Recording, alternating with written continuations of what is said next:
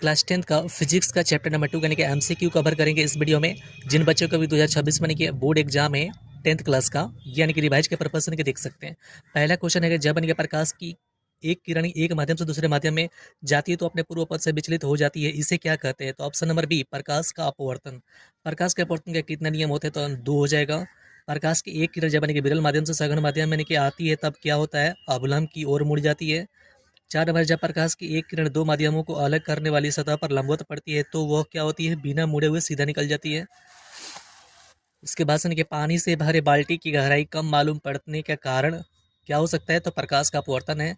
जब प्रकाश एक माध्यम से दूसरे माध्यम में जाता है तब अपवर्तन होता है। प्रकाश की चाल में परिवर्तन होने के कारण ऐसा होता है। अगला यानी कि सवाल यानी कि 7 नंबर, सघन माध्यम से विरल माध्यम में प्रवेश करने पर आपतन कोण तथा यानी कि अपवर्तन कोण में क्या संबंध रहता है? तो अपवर्तन कोण यानी कि बड़ा होता है। अगला है कि जब यानी कि प्रकाश की किरण हवा से कांच के प्रिज्म की अपवर्तक सतह से होकर प्रवेश करती हुई दूसरी अपवर्तक सतह से होकर बाहर निकलती है तब वह मुड़ जाती है किधर? तो प्रिज्म के आधार की ओर।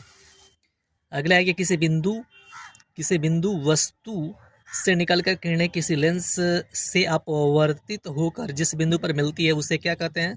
प्रतिबिंब बिंदु। निम्नलिखित में से किसका उपयोग यानी कि लेंस बनाने के लिए नहीं किया जाता है? तो ऑप्शन नंबर सी, मिट्टी। और निम्नलिखित में से कौन किसी वस्तु का वास्तविक प्रतिबिंब बना सकता है? ऑप्शन नंबर सी, उत्तल लेंस। और किसी माध्यम के अपवर्तनांक का मान क्या होता है? तो साइन आई बटा साइन आर। अगला हमारा क्वेश्चन बनता है इसमें नेक्स्ट बात करेंगे 13 नंबर। तो कह रहे हैं कि प्रकाश के एक माध्यम से जिसका कि अपवर्तनांक n1 है और दूसरे माध्यम का अपवर्तन जो कि n2 है जाता है, यदि आपतन कोण i तथा अपवर्तन कोण r है तो साइन आई बटा साइन r बराबर क्या होगा? तो n2 बटा ni।